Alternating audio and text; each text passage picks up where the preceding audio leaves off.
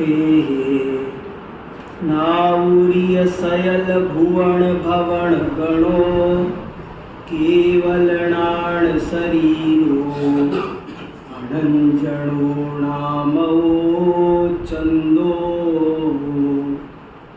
अंगंग बज्झनिम्मि अणाई मज्झन्तनिम्मलंगाये सुदेवय अम्बाये नमो सया चक्षुमय्याये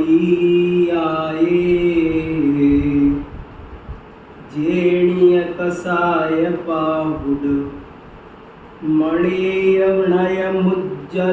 मणन्तत्थं गाहाहि विवर्यं तं गुणहरभण्डारयं वन्दे।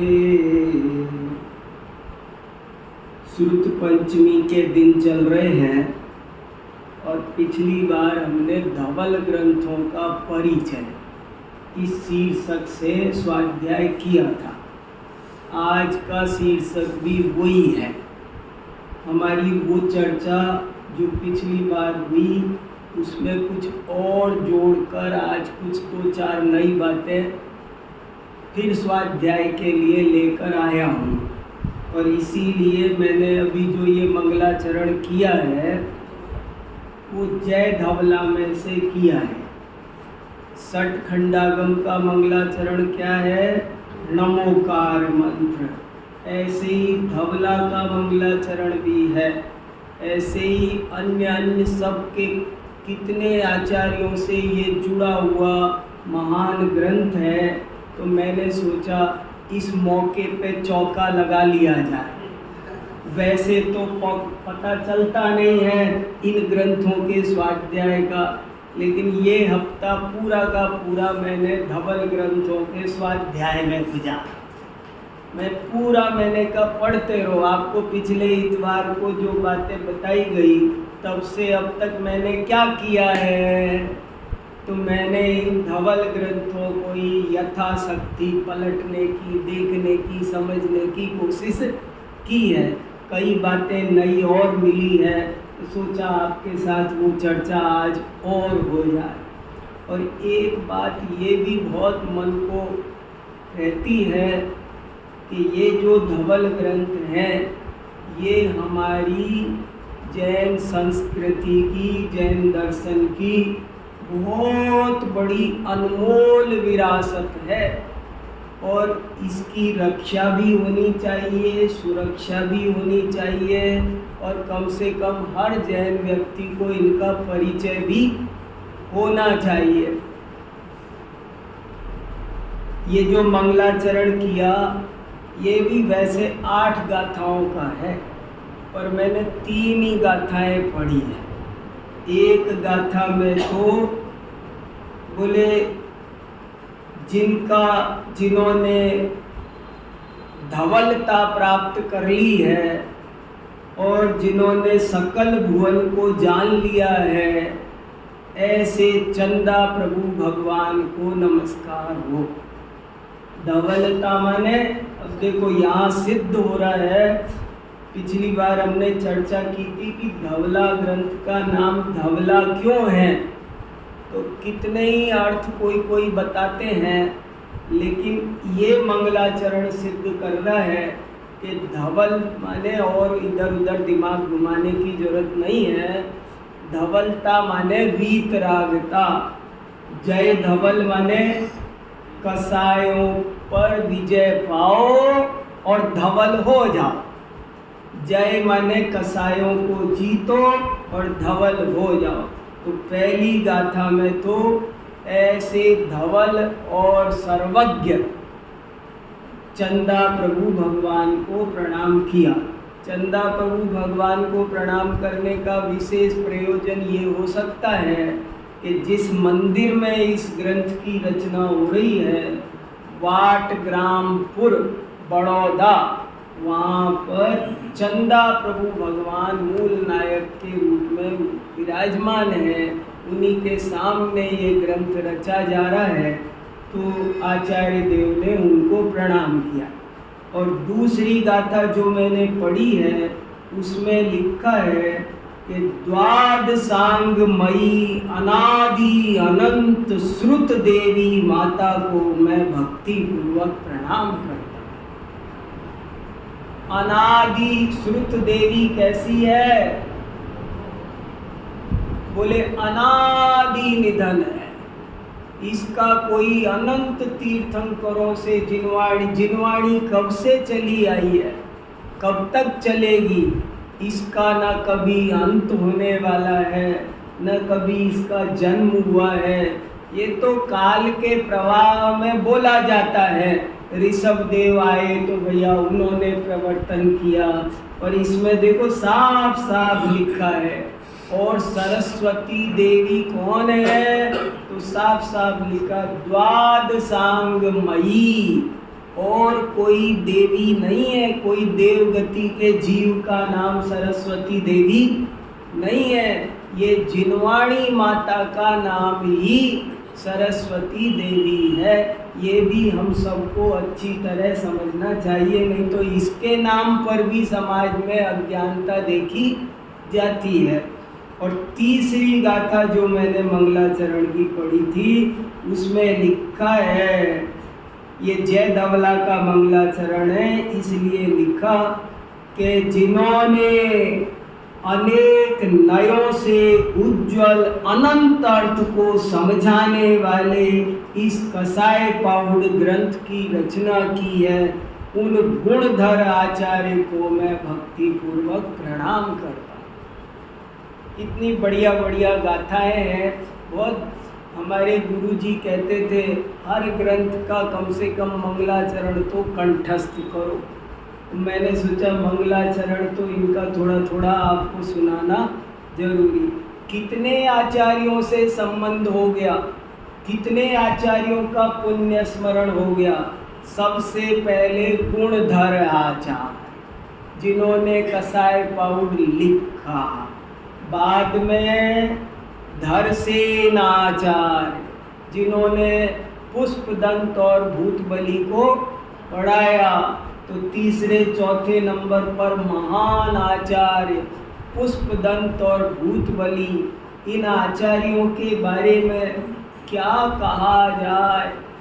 गुणधर आचार्य, धरसेन आचार्य, ये महान केवली सदृश ऐसे आचार्य ये थे। ऐसा टीका में लिखा है कि ये सर्वज्ञता को हस्तामलकवत समझने समझाने वाले इन आचार्यों के कोई स्मरण मात्र से ही अपूर्व अनुभूति होती है, ऐसे महान आचार्य थे। तो धरसेन आचार्य, फिर तीसरे पुष्पदंत आचार्य, फिर चौथे भूतबली आचार्य। इन सब के बारे में अपने को थोड़ा थोड़ा ज्ञान होना चाहिए ना, अपने बच्चों को, सबको, पूरी समाज को ज्ञान होना चाहिए ना। फिर इसके बाद यतिवृषभ आचार्य, यतिवृषभ आचार्य दूसरी शताब्दी में उन्होंने बहुत बड़ा उपकार किया कि उन्होंने इन ग्रंथों पर चूर्णी सूत्र लिखे। 6000 श्लोक प्रमाण चूर्णी सूत्र तो कसाय पाहुड़ पर लिखे उन्होंने। ऐसे महान यतिवृषभ आचार्य भी बहुत महान हैं। उनकी तिलोय पर्णक्ति भी ग्रंथ है। मुझे तो बार बार एक ही बात का एहसास होता रहता है, और पिछली बार भी आपसे कहा था कि देखो अपन लोगों को किसी तरह की कोई कमी नहीं है, सर्व प्रकार से अनुकूलताएं हैं। तो रोज 4, 6, 8 घंटे पढ़ने की आदत डालो, स्वाध्याय खूब करना शुरू करो, मूल ग्रंथों को पढ़ जाओ। समय सार, प्रवचन सार, ये सब ग्रंथ पढ़े हुए एक एक बार तो पढ़ लो। अरे दुनिया जरा जरा सी बात पर सोचती है, अच्छा हम तो कभी शिमला नहीं गए, एक बार वहाँ भी जाना चाहिए। ऐसे कभी सोचते हो? हमने तो तिलोय पर्णक्ति नहीं पढ़ी, कभी एक बार वो भी पढ़नी चाहिए। हमारे ऐसे ऐसे महान आचार्यों ने ऐसे ऐसे ग्रंथ लिखे हैं, तो वो याद रहना चाहिए ना। फिर यति वृषभ आचार्य के बाद भी अनेक आचार्य हुए जिन्होंने इन पर छोटी छोटी टीकाएं लिखी। साम कुंडाचार्य, उच्चारणाचार्य, ऐसे कई आचार्य बीच में हुए। उन्होंने इन ग्रंथों की षटखंडागम आदि की टीकाएं लिखी, लेकिन वे टीकाएं इतनी इम्पोर्टेंट नहीं बन पाई। या समझ लो बाद में जब धवला टीका आ गई तो वो इतनी बढ़िया आ गई कि वो पुरानी की का महत्व कम हो गया। पर वास्तव में वो भी टीकाएं बहुत अच्छी थी और अपने ज़माने में स्वाध्याय करने वालों को बहुत मदद करती थी। उसके बाद में वीरसेन आचार्य आए। कब लिखी उन्होंने धवला? आज से ठीक 1200 साल पहले वाटग्रामपुर में धवला जय धवला ग्रंथ की रचना की। फिर वीरसेन आचार्य भी धवला लिखे, जय धवला लिखे, लेकिन जय धवला को बीच में छोड़कर स्वर्गवासी हो गए। तब उस धवला को, जय धवला को पूरा करने का काम उनके पट्ट शिष्य जिनसेन स्वामी ने। कौन थे जिनसेन स्वामी? जिन्होंने महापुराण लिखा है। उन जिनसेन आचार्य ने देखो, आप जरा कभी ये भी सोचो शांति से कि हमारे ये बड़े आचार्य कैसे कैसे जीवन के अंत तक शास्त्र लिख लिख कर नई पीढ़ी का ध्यान रख कर उनके उपकार की भावना से कितने लबालब भरे थे। माने वो कैसे भी करके वो धड़सेनाचार्य बिल्कुल वृद्धावस्था में चिंता कर रहे हैं ना जिनवाणी की सुरक्षा की। पुष्पदंत आचार्य ने जीवन के अंत तक साहित्य साधना की और बाद में भूतबली आचार्य को सौंप गए काम। भूतबली आचार्य ने काम किया, फिर वीरसेन आचार्य ने काम किया और करते रहे और जीवन पूरा हो गया, भले ग्रंथ पूरा नहीं हुआ, करते रहे। और फिर किसको सौंप के गए? जिनसेन आचार्य। जिनसेन आचार्य ने जय धवला पूरी करी और फिर जिनसेन आचार्य महापुराण लिखने लगे। कि सोचा ये भी हमारी गाथा है संस्कृति की। पंडित कैलाश चंद जी कहते थे कि यदि महापुराण नहीं होता तो जैन संस्कृति क्या है ये हम जान ही नहीं पाते। हमारी संस्कृति की खाका तो महापुराण में है। फिर जिनसेनाचार्य भी स्वर्गवासी हो गए और उनका महापुराण भी अधूरा रह गया। महापुराण माने 24 तीर्थंकरों का पुराण, वो भी अधूरा रह गया। फिर उसको पूरा किसने किया? उनके शिष्य गुणभद्राचार्य ने। गुणभद्राचार्य ने आत्मानुशासन भी लिखा। देखो कितने आचार्यों की चेन चली आ रही है। धवल, महाधवल 16 किताबें धवल की है, 6437 पेज में छपी है। फिर महाधवल भारतीय ज्ञानपीठ से 2900 पेजों में A4 साइज के पेजों में छपा है। फिर 7000 पेज में जय धवला मथुरा से छपी है। कितने पेज हो गए? करीब 17,000 पेज हो गए। 7 14 3 26,000 16,000 नहीं 6-7,000 पेज एक, 6400 पेज एक और 2900 3,000 पेज एक, करीब 16,000 पेज। इतना साहित्य और इसकी कोई वैल्यू नहीं है। वैल्यू कैसे नहीं है इसकी चर्चा अभी थोड़ी मैं करूँगा कि हमारे पास में वो डाटा खो गया होता।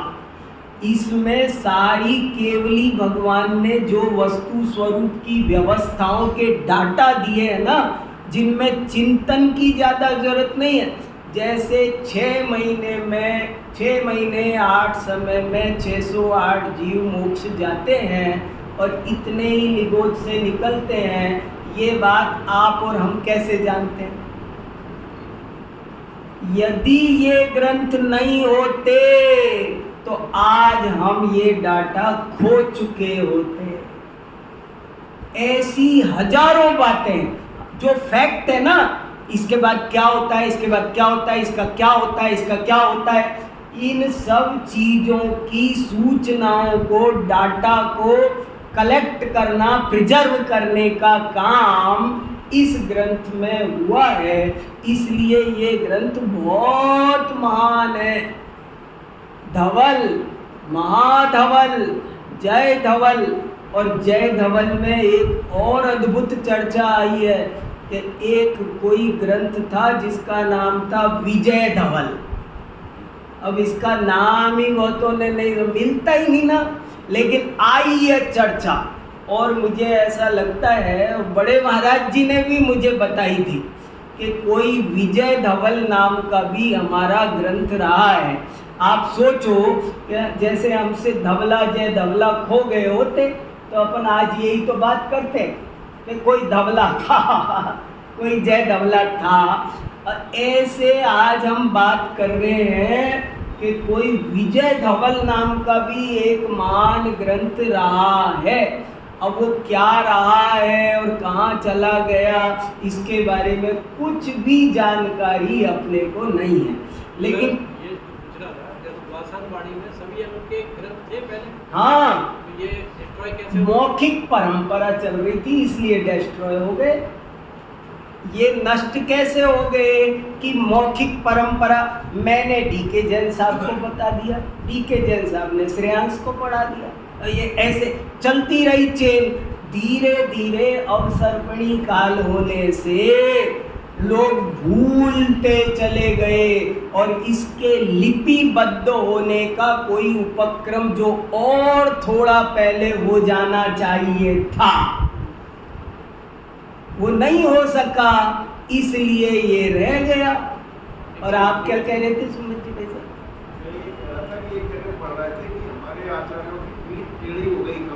हाँ, इन्हीं में लिखा है भग्न पृष्ठम कटी, माने कमर झुक गई, पीठ टूट गई, रीढ़ की हड्डी, कितने कितने।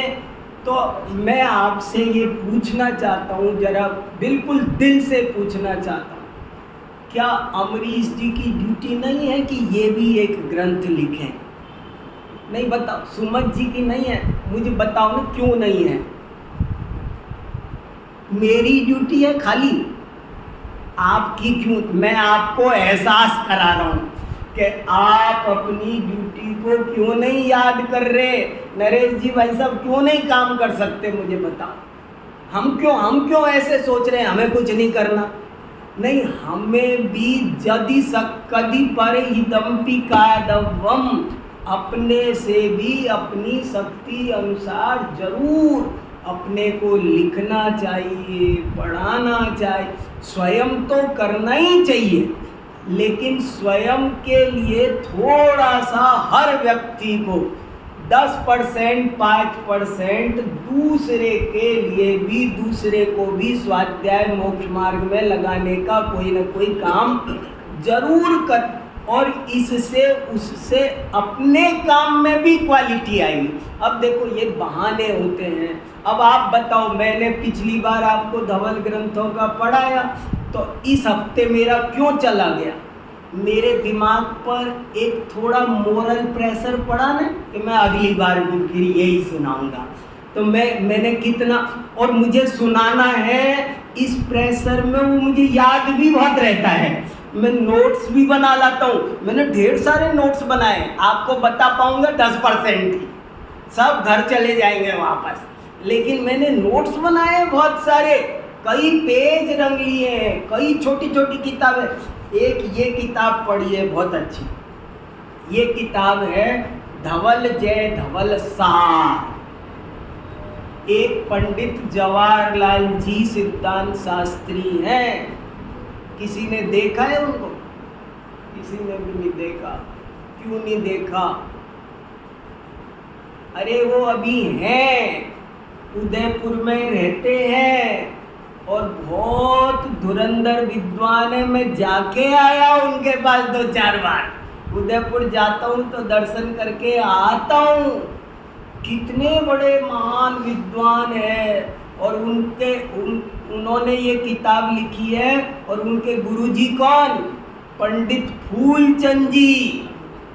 पंडित फूलचंद जी कौन? सही पूछो तो 39 भागों का अनुवाद करने में सबसे ज्यादा रोल किसी आदमी का है तो उस आदमी का नाम है पंडित फूलचंद जी।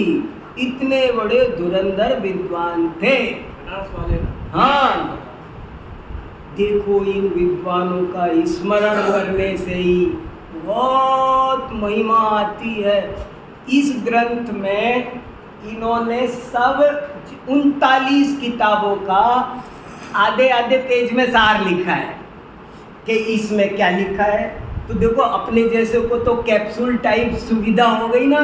मैं ये 17,000 पेज कैसे पढ़ता अभी एक हफ्ते में, लेकिन मैंने उन 17,000 पेजों में और हर किताब में से 10-10 वाक्य एज इट इज उठा के सेलेक्ट किए इन्होंने कि इस भाग में ये लिखा है, इस भाग में ये लिखा है। मुझे बहुत आनंद आया पढ़ने में। ऐसे करके ये सब चीज़ें बहुत अद्भुत चीज़ें हैं।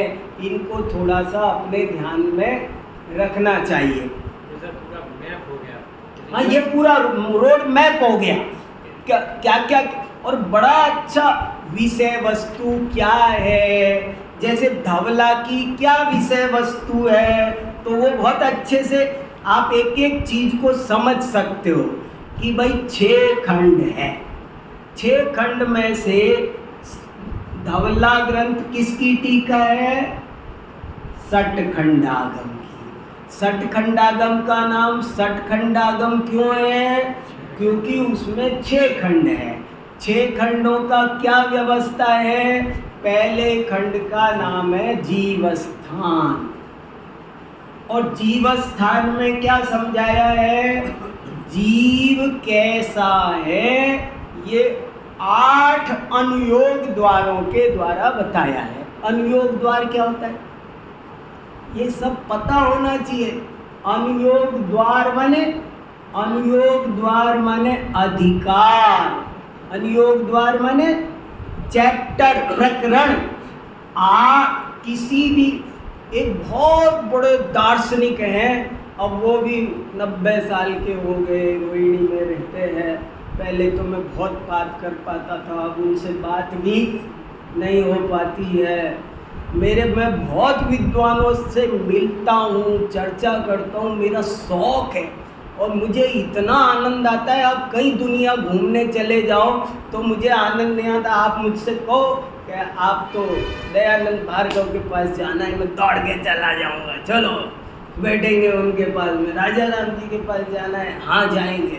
सोगानी जी के पास जाएंगे, फ़ोन पर बात करूंगा, आज कुछ बता दो गुरुजी, आज कुछ बता दो गुरुजी, आज मेरा जन्मदिन है कुछ सुनाओ, आज दिवाली है कुछ सुनाओ। ऐसे कह के बात करता हूँ। पर कितने ही विद्वान बहुत बुजुर्ग हो गए और उनसे ज़्यादा बात भी नहीं हो पाती है।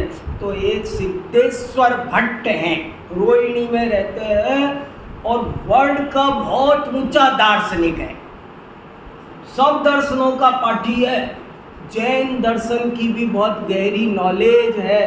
तो वो ये कहते हैं मुझे जैनाचार्यों की प्रतिपादन शैली पर एक किताब लिखनी है। और कहते ही रहते हैं और अब ये अवस्था उनकी आ गई, लेकिन बार बार मुझसे कहते हैं संसार में जो प्रतिपादन सिस्टम माने बात को कहने का जो सिस्टम जैन आचार्यों ने डेवलप किया है वो किसी के पास नहीं है। सब कुछ का कुछ कहते हैं, लेकिन ये बहुत ऑर्गेनाइज वे में अपनी बात को प्रेजेंट करते हैं। इनका प्रेजेंटेशन सिस्टम ज़बरदस्त है और मुझे उस पर काम करना है।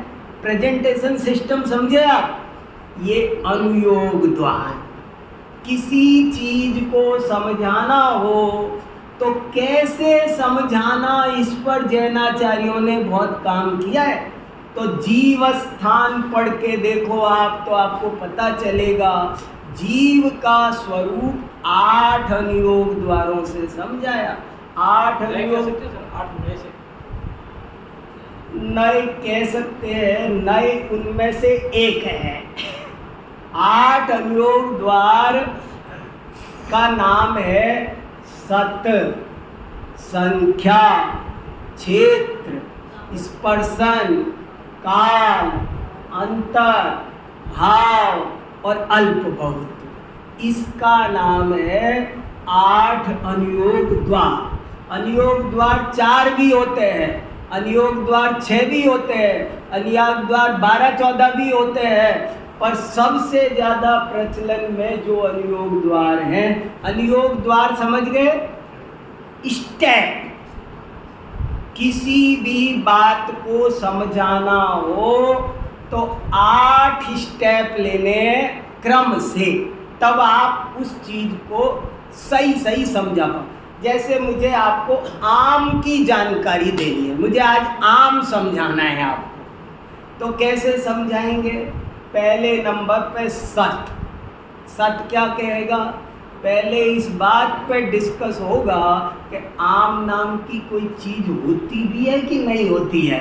यूं ही तुक्के तो नहीं फेंक रहे हो, कोई हवाई बातें, काल्पनिक बातें तो नहीं कर रहे हो। जीव का वर्णन सत अनुयोग द्वार से कैसा होगा?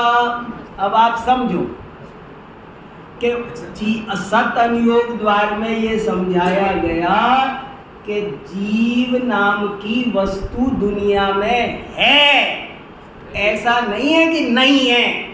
बहुत से लोग ऐसा कहते मिलेंगे ना, किसने देखा आत्मा, है ही नहीं। तो सत नाम का पहला स्टेप ये समझाता है कि वो चीज़ होती है। भाई आम के बारे में मैंने आपको 100 बातें समझा दी और आपने बाद में, मैंने पूरा भाषण दे दिया और बाद में सुमित जी खड़े हुए, ये बताओ, वैसे ये बताओ आम होता भी है कि नहीं होता है? अरे बाप रे, मेरा तो सारा भाषण वो तो खत्म हो गया। इसलिए वक्ता की ड्यूटी है कि पहले क्या बोले? सत्य, दोबारा क्या बोले? संख्या। मतलब वो है, पर एक है कि 2 है, 3 है, 4 है, कितने हैं? आपने कहा कि वसंत कुंज में एक मकान है, मिल रहा है, तो बोले एक ही मिल रहा है कि 2-4 मिल रहा है? एक तो सुदेश जी ने ले लिया, अब दूसरा हो तो बोलो। अब आपको नहीं 2 है, हाँ फिर मैं चलूंगा देखने। संख्या पर डिपेंड करता है। पहले बताओ सत, बाद में बताओ संख्या, फिर बताओ क्षेत्र। आपने कहा आम होता है, कई होते हैं, मगर कहाँ होते हैं? कि मानुषोत्तर पर्वत के पार। बस हो गई हमारी तो बात खत्म यहीं। अब क्या करें जब मानुषोत्तर पर्वत के पास होते हैं? भाई जब आम वहाँ होते हैं तो हमारी तो कहानी यहाँ खत्म हो गई ना। लेसन पूरा करो, जिनवाणी स्तुति हो गई, सुन लिया आम की बात। क्या करें अब हम? तो तीसरे नंबर पर बताना है क्षेत्र, के सुनो वो दिल्ली में मिलता है। अच्छा, आम होता है, बहुत होता है और दिल्ली में ही मिलता है। हाँ, सत्य, संख्या, क्षेत्र और फिर स्पर्शन। 12 महीने मिलता है क्या? बोले नहीं, मई जून में ही मिलेगा। तुम दिसंबर में मांगना चाहोगे तो स्पर्शन माने उसका जो पीरियड है वो क्षेत्र में भी कितना क्षेत्र है? नहीं, क्षेत्र में ये वो जो मैंने बताया मई जून, वो काल में जाएगा। क्षेत्र में जाएगा कि वो भारत में भी किन किन एरियाज में अवेलेबल है और किन किन एरियाज में अवेलेबल नहीं है। और कई सारे रूल्स होते हैं।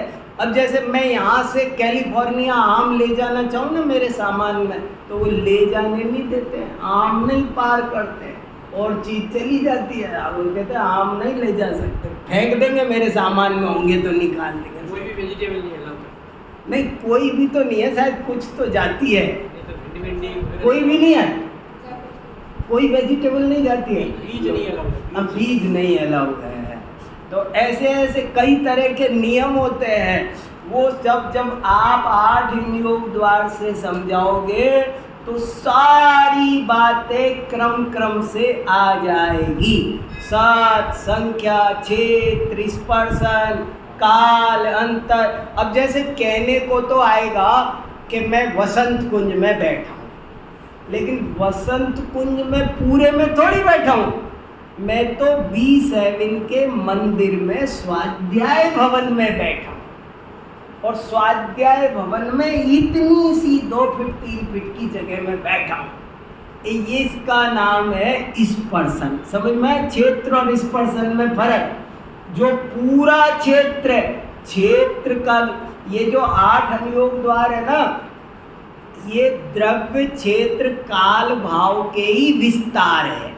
4 चीज होती है, द्रव्य, क्षेत्र, काल, भाव। द्रव्य के 2 ले, सत, संख्या। क्षेत्र के 2 ले, काल के 2 ले, भाव के 2 ले, 8 हो गए। तो सत, संख्या, क्षेत्र, स्पर्शन, काल, अंतर। काल माने कब मिलता है आम, मई जून में मिलेगा, ये है काल। और अंतर दिसंबर में नहीं मिलेगा, ये है अंतर। कब नहीं मिलता है, ये अंतर। कब मिलता है? केवल ज्ञान। तो केवल ज्ञान का काल से वर्णन कैसे करेंगे, अंतर से कैसे करेंगे? कि केवल ज्ञान चतुर्थ काल में होता है, पंचम काल में, छठे काल में केवल ज्ञान नहीं होता है। क्षेत्र से कैसे वर्णन करेंगे? कि अमुक अमुक विदेह आदि क्षेत्रों में होता है, अन्य अमुक अमुक क्षेत्रों में नहीं होता है। तो सत, संख्या, क्षेत्र, स्पर्शन, काल, अंतर, भाव। भाव माने अब वो आम कैसा होता है? बोले साहब मीठा होता है, ये हो गया भाव। लेकिन मीठी मीठी तो बहुत चीज़ें होती है। मिश्री भी मीठी है, मुनक्का भी मीठी है, आम भी मीठा, केला भी मीठा, सेब। कैसा मीठा? नहीं, सेब से ज़्यादा मीठा होता है और मिश्री से कुछ कम मीठा होता। ये हुआ अल्प बहुत। किससे ज़्यादा, किससे कम? ऐसे पहले जीव स्थान में जीव का बड़ा सुंदर वर्णन विस्तार से 8 अनुयोगों के द्वारा है। फिर दूसरा अधिकार है खुद्दा बंध। बंध उसमें ये जीव बंद कैसे जाता है? इतना बढ़िया जीव है, फिर ये कर्मों से बंद कैसे जाता है? इसका वर्णन है। तीसरे अधिकार में बंध के स्वामी। क्या सब जीव बंधते हैं? बोले नहीं, ऐसा जीव हो तो इतना बनता है, ऐसा हो तो इतना बनता है, मुक्त हो तो बिल्कुल नहीं बनता है। वहीं कारमाण वर्गणाएं पड़ी है, मगर मुक्त जीव बंधते नहीं है। कब कौन बंधता है वो समझाते हैं। और फिर चौथा खंड शुरू होता है, उसका नाम है वेदना। वेदना माने क्या है? हाँ, वेदना माने पीड़ा नहीं। दुनिया में वेदना शब्द का मुझे बड़ी वेदना हो, दर्द, दर्द वेदना। यहाँ वेदना माने दर्द नहीं, पीड़ा नहीं। वेदना माने जानना, ज्ञान, नॉलेज।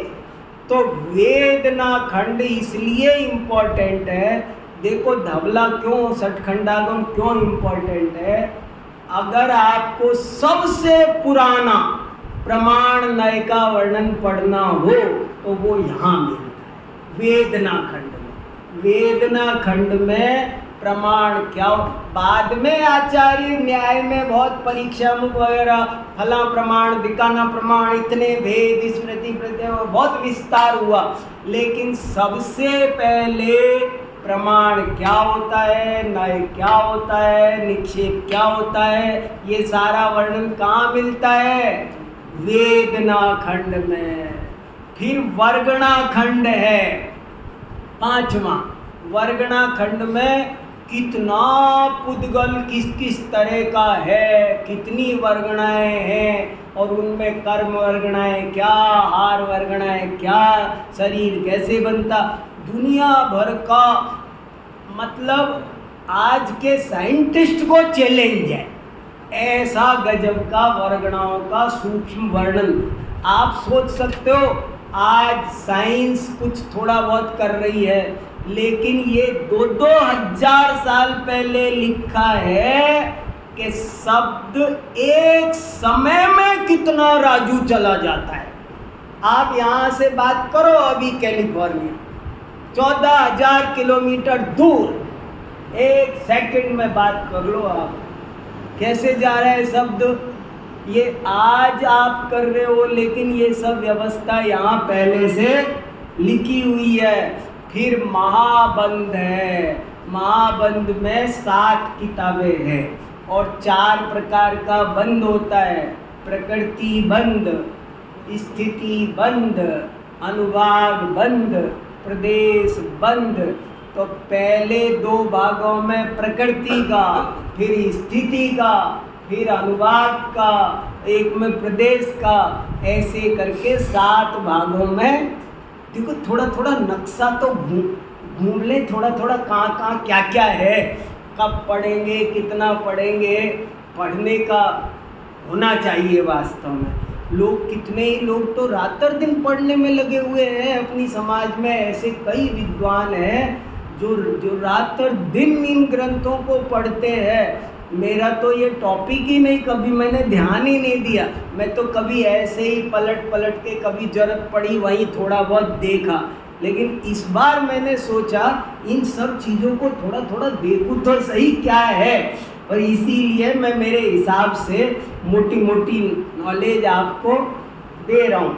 फिर ऐसे ही धवला शुरू होती है। धवला में 15 अधिकार है और 15 अधिकारों में देखो एक नज़र करूँ आपको कितना बढ़िया वर्णन आया है।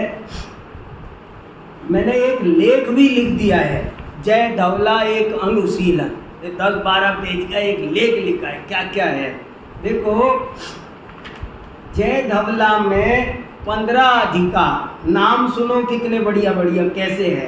पहले अधिकार का नाम है पेज दोष विभक्ति। पेज माने राग, पेज माने प्रिय, हिंदी में प्रिय, प्रिय से बन गया पेज। आपको एक और गजब की बात बताऊं, संसार में आपको ऐसी किताब दूसरी मिलना मुश्किल है, इतनी विशाल का है कि ये किताब संस्कृत और प्राकृत दोनों में मिक्स है। इसका नाम है मणिप्रवाल शैली। मणिप्रवाल शैली जानते हैं? मणिप्रवाल शैली का मतलब जैसे ये अंगूठी है तो ये काय की है, सोने की है कि हीरे की है? कि सोने में हीरा है। माने जैसे आभूषणों को सुंदर कब बनाया जा सकता है, ना अकेले नगों से बनेंगे, ना अकेले सोने से बनेंगे, और सोने में नग जड़े तो बन जाएंगे। ऐसे ही उन्होंने कहा मैं ये धवला एक भाषा में नहीं लिख रहा।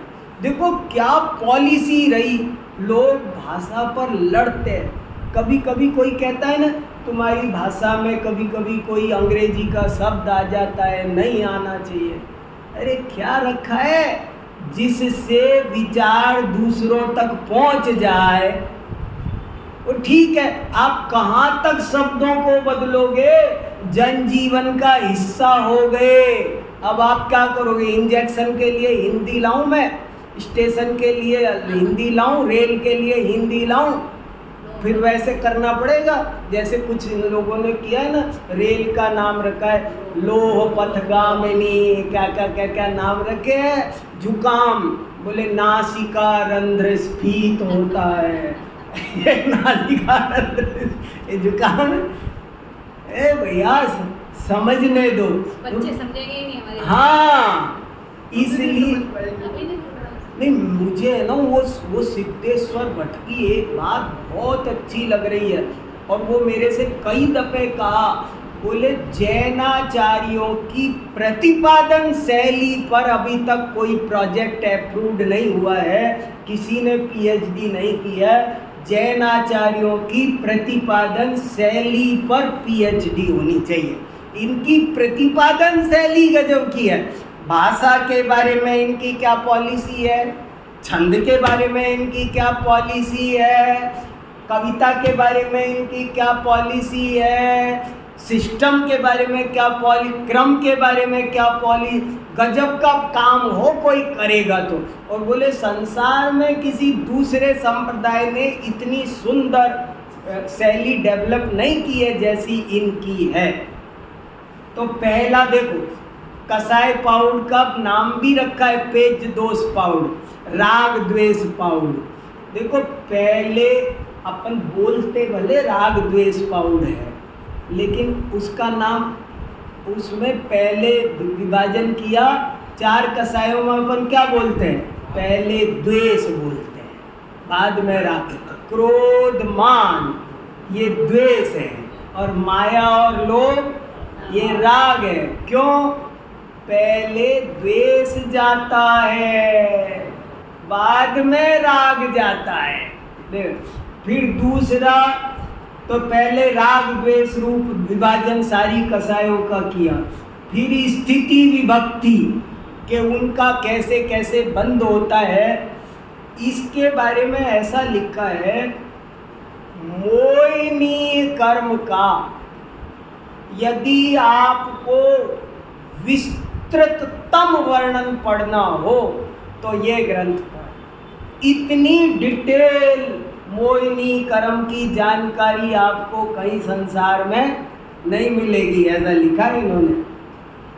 फिर देखो अनुभाग विभक्ति, फिर वो कर्म कैसे फल देते हैं, उनमें शक्ति कितनी आती है, 3 दिन का बुखार देगा कि 1 दिन का बुखार देगा। फिर स्थिति विभक्ति झीणाझीण, वो कब घटती, झीणाझीण माने घटना बढ़ना, उत्कर्षण अपकर्षण संक्रमण। फिर बंधक अधिकार, फिर वेदक अधिकार, फिर उपयोग अधिकार। उपयोग अधिकार में कसाय और उपयोग मिलकर के क्या खेल करते हैं वो वर्णन है। चतुस्थानाधिकार, एक एक कसाय के 4-4 लेवल बनाए, जैसे वो आता है ना लोहे की लकीर, मिट्टी की लकीर, ऐसे आता है ना, पानी की लकीर और एक छूट गई, गीले रेत की नहीं, एक तो लोहे, हाँ एक तो लोहे की लकीर, एक पत्थर की लकीर, एक गीले रेत की है, रेत की, और फिर पानी की, हाँ, पृथ्वी, 4 तरह की है। पानी की तो तुरंत मिल जाती है संजलन, और वो लोहे की है वो बहुत पक्की हो जाती है, हाँ, और मिट्टी की थोड़ा खुद खाद के सही करो तो होती है। बरसात आए जोरदार। तो चतुस्थानाधिकार, व्यंजन अधिकार, व्यंजन माने पर्यायवाची, एक एक कसाय के क्रोध के वास्तव में साइकोलॉजी पर ऐसा ग्रंथ आपको दूसरा नहीं मिलेगा।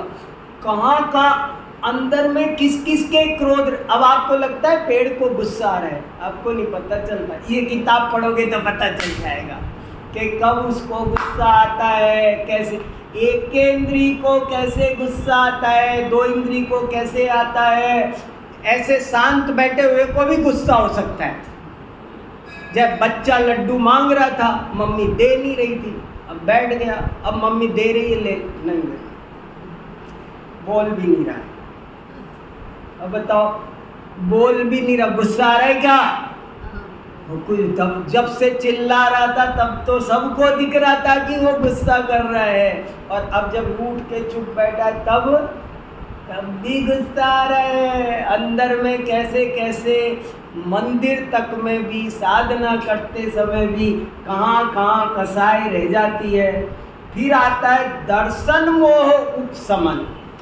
देखो इसमें मैंने पढ़ा कल कि जब दर्शन मोह का उपशम होता है तो नियम से आत्मानुभूति होती है। बताओ, इसमें लिखा है, जय धवल में लिखा है कि आत्मान, कितने लोग कहते हैं ना नहीं होती नहीं होती। अरे यहाँ करणान योग कह रहा है कि जब दर्शन मोह का उपशम होता है तो आत्मानुभूति होती है। अगले अधिकार का नाम है दर्शन मोह क्षपणाधिकार। अगले का नाम है देश विरत अधिकार, संयम लब्धि अधिकार, चारित्र मोहोपशमन अधिकार, चारित्र मोह क्षपणाधिकार। सिद्ध दशा तक पहुंचा दिया क्रम क्रम से। ऐसे और भी बहुत सारी बातें हैं, समय हो गया मगर 1-2 मिनट में आपको बताता हूँ जरा सी 1-2 बात। मैंने कुछ मोटे कुछ वाक्य लिखे हैं वहाँ से एज इट इज। पहला वाक्य, उपशम सम्यक दर्शन को भी क्षायिक के ही समान निर्मल समझना चाहिए।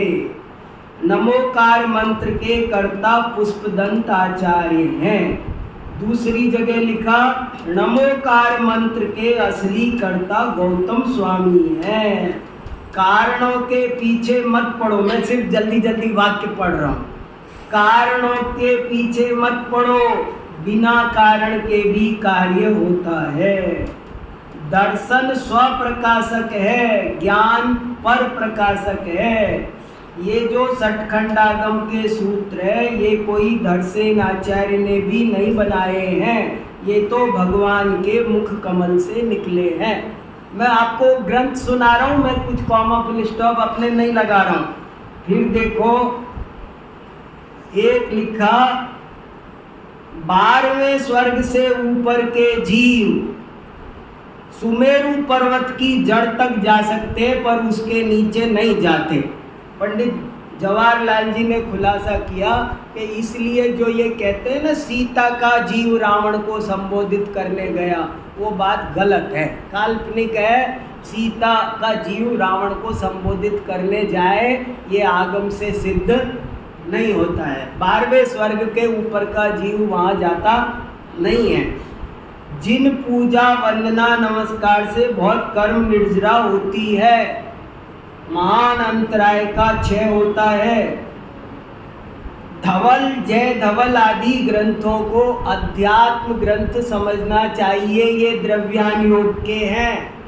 नई बात सुना रहा हूँ आपको, कितने लोग जब मानते होंगे, सब जनरली यही समझते हैं कर्णान योग। और यहाँ क्या लिखा है, एक जय धवलाम क्या पढ़ रहे हैं, समय सार पढ़ रहे, दूसरा मोह क्षय कैसे होता है।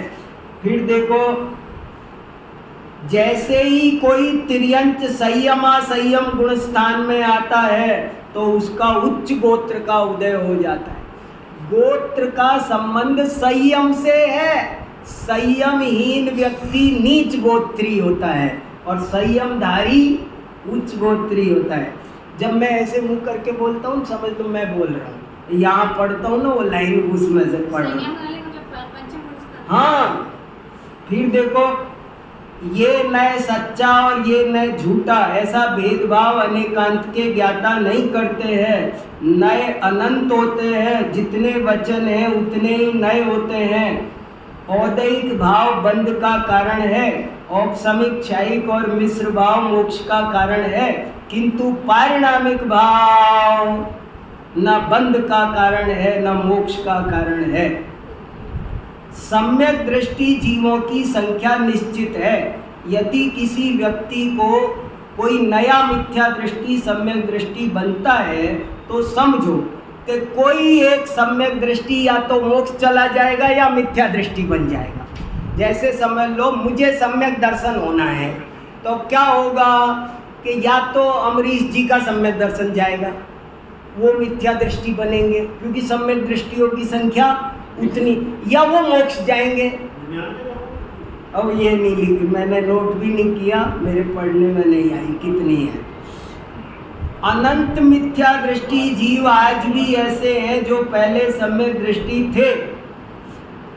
शास्त्रों को पढ़ते समय थोड़ा याद रखने का प्रयास करना चाहिए।